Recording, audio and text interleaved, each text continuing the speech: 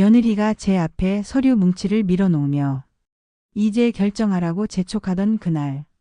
저는 그 순간 모든 걸 알아버렸습니다. 이 사람이 뭘 노리는지, 제 아들이 누구 편인지, 그리고 제가 이제 뭘 해야 하는지. 안녕하세요. 저는 올해 72살 박영숙입니다. 오늘 여러분께 제 이야기를 들려드리려고 해요. 사람들은 이걸 복수극이라고 부르더군요. 하지만 제 생각은 달라요.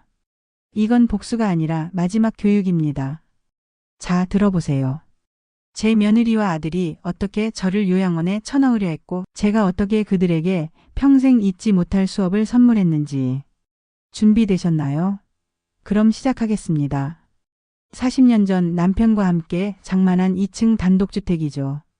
벽지는 발에서 누렇고 마루는 밟으면 삐걱거려요. 부엌 타일은 여기저기 금이 가 있고요. 매일 아침 저는 혼자 밥을 지어요. 거실에 놓인 남편 사진에 물 한 잔 올리고 검소하게 아침을 먹죠. 남들이 보면 가난한 할머니로 보일 거예요. 그게 바로 제가 원했던 거였거든요. 모든 게 시작된 건 6개월 전이었어요. 그날은 토요일 오후였죠. 아들 민우가 며느리 수진이와 함께 찾아왔어요. 결혼한 지 3년 된 부부였습니다. 수진이는 맛있는 거 사왔다며 밝게 웃었죠. 하지만 그날 뭔가 다른 느낌이 들었어요. 밥을 먹는데 수진이가 혼자 사시기 힘드시죠? 라고 말을 꺼냈어요. 집도 너무 오래됐다고요. 전 괜찮다고 살던 집이 제일 편하다고 대답했어요. 그런데 수진이가 요즘 시니어 타운이나 요양시설이 정말 좋다며 만약 넘어지시면 어떡하냐고 걱정하는 척했죠. 그 순간이었어요. 전수진이 눈이 거실을 훑는 걸 봤어요. 벽을 보고 창문을 보고 마당을 보는 그 시선. 아들 민우는 제 눈을 피하고 있었고요. 아, 그렇구나. 이 사람들. 이 집이 탐나는구나. 이 집이 아무리 낡아도 서울 한복판이에요. 땅값만 해도. 뭐 말 안 해도 아시겠죠? 전 알았다고 생각해 보겠다고 대답했어요. 수진이 얼굴에 스치는 미소를 봤습니다. 만족스러운 미소였어요. 그날 밤 전 잠을 못 잤어요. 며느리의 그 말투, 아들의 그 침묵. 30년 전 남편이 돌아가시던 날 밤 이후로 처음으로 느끼는 외로움이었습니다. 하지만 외로움이 지나가자 뭔가 다른 게 올라왔어요. 분노. 그리고 그 분노 뒤에는 계획이 생겼습니다. 그 후로 수진이가 자주 오기 시작했어요. 처음엔 일주일에 1번. 그 다음엔 일주일에 2번. 나중엔 거의 격일로. 어느 날은 요양시설 브로셔를 가져왔어요. 친구 어머니도 계신데 정말 좋대요. 매일 운동 프로그램도 있고 식사도 호텔급이래요. 라고 신나게 설명했죠. 전 브로셔를 받아들며 좋긴 하겠지만 비싸지 않냐고 물었어요. 수진이는 걱정 말라고 자기들이 다 알아보겠다고 했어요. 자기들이 알아본다는 건 결국 제 돈으로 한다는 거겠죠. 그날 저녁 아들한테서 전화가 왔어요. 진지하게 생각 좀 해보라고 수진이 말이 맞다고 했어요. 엄마 나이에 혼자 사는 거 위험하다고요. 전 괜찮다고 했죠. 그랬더니 민우가 목소리를 높였어요. 제발 좀 자기들 걱정도 생각해 달라고요. 자기들도 애 낳으려면 돈이 필요하다고요. 전 한동안 말을 못했어요. 아들 입에서 나온 그 말. 우리도 돈이 필요하다. 이게 아들이 엄마한테 할 말인가?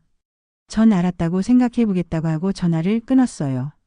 그리고 침대 밑에서 오래된 금고를 꺼냈습니다. 금고를 열었죠. 안엔 통장들이 있었어요. 예금 통장, 적금 통장, 부동산 관련 서류들. 남편이 남긴 것들이었어요. 전 평생 검소하게 살았어요. 친구들이 여행 가자고 해도 안 갔고 옷도 몇 년째 같은 걸 입고 다녔죠. 하지만 모은 건 모았습니다. 이 집 말고도 상가 2개가 더 있어요. 예금만 해도 10억은 훨씬 넘었죠. 하지만 아무도 몰랐어요. 제가 일부러 숨겼으니까요. 전 금고를 다시 닫으며 중얼거렸어요. 이제 연기를 시작해볼까.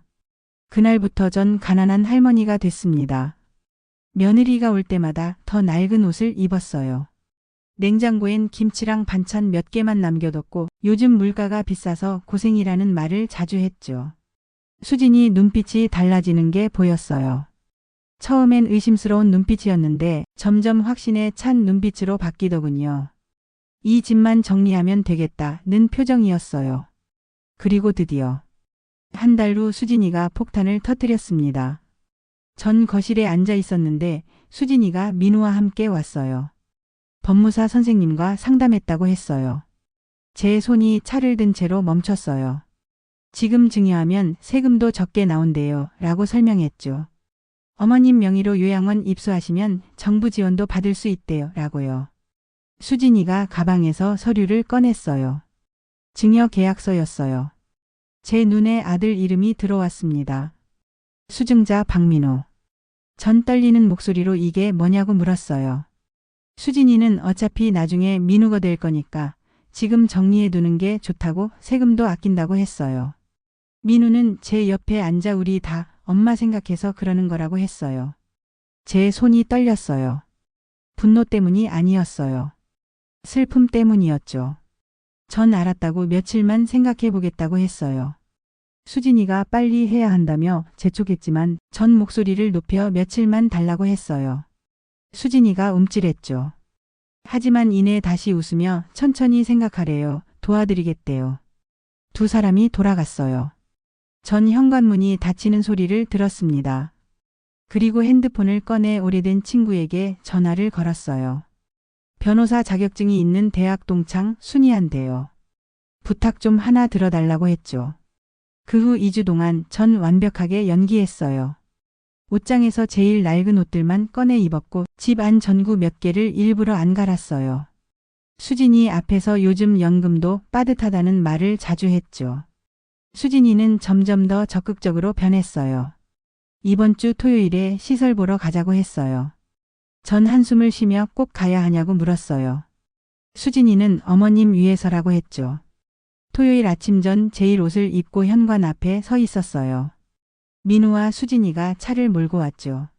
한 번만 보기만 하자며 차에 태웠어요. 전 뒷좌석에 앉아서 창밖을 바라봤습니다. 수진이는 앞자리에서 신나게 떠들었어요. 거기 정말 좋대요. 친구 어머니도 계신데요 라고요. 전 수진이 말을 듣지 않았어요. 그냥 창밖을 보면서 생각했죠. 오늘이 마지막 테스트구나. 요양시설은 생각보다 좋았어요. 깨끗한 복도, 친절한 직원들. 전 둘러보면서 고개를 끄덕였어요. 수진이가 기대에 찬 눈으로 어떠냐고 괜찮냐고 물었어요. 전 천천히 괜찮네 라고 대답했어요. 그럼 계약하겠냐고 물었죠. 전 짧게 아니라고 했어요. 수진이 얼굴이 굳는 게 보였어요. 왜냐고 여기 진짜 좋지 않냐고 물었어요. 전 집에 가자고 했어요. 좋긴 한데 자기는 자기 집이 더 좋다고요. 차 안이 조용해졌어요. 민우가 운전하면서 언제까지 그러실 거냐고 물었어요. 전 아들 뒷모습을 보며 뭐가 라고 물었죠. 혼자 고집 부리지 말라고 자기들도 생각이 있다고 했어요. 전 작게 웃었어요. 그래, 너희 생각 나도 안다고요. 집에 도착했어요. 전 차에서 내려 현관문으로 걸어갔습니다. 뒤에서 수진이가 민우한테 속삭이는 소리가 들렸어요. 영감 떼쓰신다고요. 아직도 정신 멀쩡하신데 왜 저러냐고요. 그 순간 제 발걸음이 멈췄어요. 전 뒤돌아보지 않았어요. 그냥 그대로 집 안으로 들어갔죠. 문을 닫고 거실에 앉았습니다. 그리고 핸드폰을 꺼내 문자를 보냈어요. 이번 일요일 오후 2시 우리 집에서 가족 모임 하자고요. 중요한 얘기가 있다고요. 일요일 오후 전 아침부터 집을 정리했어요. 거실 탁자를 치우고 의자를 여러 개 꺼내놨죠. 오후 1시쯤 사람들이 오기 시작했어요. 변호사 순이가 제일 먼저 왔어요. 준비됐냐고 물었고 전 고개를 끄덕였어요. 동네 이장님, 교회 집사님들, 복지관 관장님도 오셨고요. 오후 2시 현관 초인종이 울렸어요. 전 문을 열었습니다. 민우와 수진이가 서 있었죠. 왔다며 무슨 얘기냐고 물으려던 민우 말이 멈췄어요. 집 앞에 차들이 여러 대 서 있는 게 보였거든요. 이게 뭐냐고 물었지만 전 아무 말 없이 안으로 들어갔어요. 들어와 보라고만 했죠.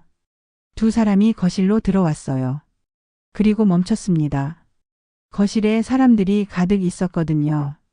수진이 얼굴이 하얘지는 게 보였어요. 전 천천히 제자리에 앉았습니다. 앉으라고 했어요. 민우가 더듬거리며 이게 무슨 일이냐고 물었어요. 전 다시 한번 이번엔 크게 앉으라고 했어요. 두 사람이 소파에 앉는 게 보였습니다. 전 테이블 위에 놓인 서류들을 봤어요. 오늘 여기 모인 이유는 제 재산 처분에 대해 공개하기 위해서라고 말했어요. 수진이가 재산이라고 중얼거리는 소리가 들렸어요. 전 차갑게 웃으며 맞다고 재산이라고 했어요. 첫 번째 서류를 들었어요. 이건 이 집 등기부등본이라고 내가 그렇게 탐내던 집이라고 했죠. 수진이가 어머님 무슨 말씀이냐며 더듬거렸어요. 전 닥치라고 했어요. 수진이 입을 다무는 게 보였어요. 전 서류를 펼쳤습니다. 이 집은 3일 전에 교회에 기부했다고 말했어요. 민우가 벌떡 일어나는 게 보였어요. 왜 자기한테 상의도 안 하고 그랬냐고 소리쳤어요. 전 아들을 똑바로 쳐다봤어요.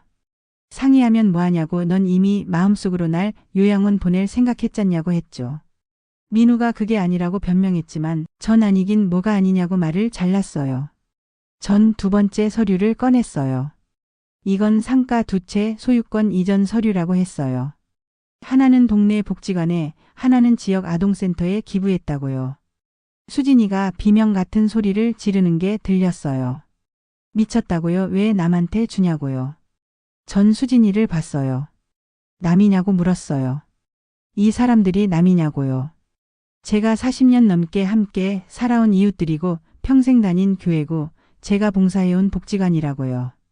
너네들보다 훨씬 더 가족 같은 사람들이라고 했죠. 거실이 조용해졌어요. 전 마지막 서류를 들었습니다. 수진이가 울기 시작하는 게 보였어요. 어머님, 자기들이 잘못했다고 다시 한 번만 기회를 달라고요. 전 고개를 저었어요. 다시냐고 다시 기회를 달라고 하냐고 물었어요. 지난 6개월 동안 넌 나한테 어머님이라고 부르면서 속으론 저 늙은이 빨리 치웠으면 하고 생각했잖냐고요. 수진이가 아니라고 부인했어요. 전 거짓말하지 말라고 했어요. 다 들었다고요. 요양시설 가던 날 차 안에서 영감 떼쓰신다고 했다고요. 수진이 얼굴이 새하얘지는 게 보였어요. 전 아들을 바라봤습니다. 민우야 라고 불렀어요. 아들이 떨리는 목소리로 엄마라고 대답했어요. 넌 내 아들이라고 내가 너 낳아서 키웠다고 말했어요. 하지만 내가 아들이라고 해서 내 엄마를 짐짝 취급할 권리는 없다고요. 민우가 자기는 그냥 일하며 말을 흐렸어요. 전 말했어요.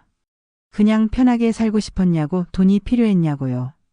그래 이해한다고요. 근데 그게 엄마를 버리는 이유가 될 순 없다고요. 민우가 무릎 꿇는 소리가 들렸어요. 엄마 미안하다고 자기가 잘못했다고요. 전 눈을 감았어요. 일어나라고 했어요. 엄마라고 또 불렀지만 전 다시 일어나라고 보기 흉하다고 했어요. 전 순이를 봤어요. 순이가 마지막 서류를 읽기 시작했습니다. 박영숙 여사의 유언장 사본이라고요. 사망 시 모든 자녀 재산은 사회복지법인과 종교단체에 기부하며 아들 박민우와 며느리 김수진은 상속에서 완전히 제외한다고요. 수진이 주저앉는 소리가 들렸어요. 민우는 그냥 서 있는 게 보였죠. 전 차를 한 모금 마셨어요. 나가보라고 했어요. 민우가 엄마라고 불렀지만 전 나가라고 다신 오지 말라고 했어요. 두 사람이 나가는 발소리가 들렸어요. 수진이는 흐느끼면서 민우는 비틀거리면서 현관문이 닫혔습니다. 전 그 소리를 들었어요. 거실에 남았던 사람들이 제게 다가오는 게 느껴졌어요. 영수가 잘했다고 이장님이 말했어요. 마음 아프시겠다고 집사님도 말했죠. 전 고개를 저었어요. 아니라고 안 아프다고요. 진심이었어요. 오히려 시원하다고 했죠. 복지관 관장님이 정말 감사하다고 많은 어르신들께 도움이 될 거라고 했어요. 전 웃으며 당연한 일이라고 했어요. 그날 밤 모두가 돌아가고 혼자 거실에 앉아 있었어요. 창밖으로 달빛이 들어오는 게 보였죠. 전 남편 사진을 봤습니다. 여보, 나 잘한 거 맞죠? 라고 물었어요. 대답은 없었지만 전 알았어요. 잘했다고. 여러분, 전 복수한 게 아니에요. 그저 제가 평생 모은 것을 진짜 필요한 사람들에게 준 거예요. 돈은 많은 걸 할 수 있어요. 하지만 돈으로 살 수 없는 게 하나 있죠. 수진이는 제 돈을 원했지만 제 마음은 원하지 않았어요. 민우는 편함을 원했지만 제 외로움은 신경 쓰지 않았어요. 그런 사람들에게 재산을 물려준다. 그건 상속이 아니라 범죄예요. 차라리 정말 필요한 사람들에게 주는 게 낫죠. 외로운 어르신들, 가난한 아이들, 도움이 필요한 이웃들. 제 돈이 그들에게 조금이라도 도움이 된다면 그게 제가 이 세상에 남길 수 있는 진짜 유산이에요. 제 이야기가 누군가에게 교훈이 되길 바래요. 부모를 짐으로 생각하는 자녀들. 시어머니를 ATM으로 보는 며느리들. 당신들이 바라보는 그 짐은 언젠가 당신이 기댈 유일한 기둥이었어요. 그 기둥을 부러뜨리는 순간 당신도 함께 무너집니다. 그리고 그 대가는 생각보다 클 수 있어요. 여러분, 진짜 유산은 돈이 아니에요. 어떻게 살았는가? 어떻게 서로를 대했는가? 그게 진짜 물려줄 수 있는 유산이에요. 오늘 제 이야기가 조금이나마 도움이 되셨길 바랍니다. 그리고 부디 여러분 곁에 있는 사람들을 돈으로 보지 마세요. 사람으로 봐주세요. 시청해 주셔서 감사합니다.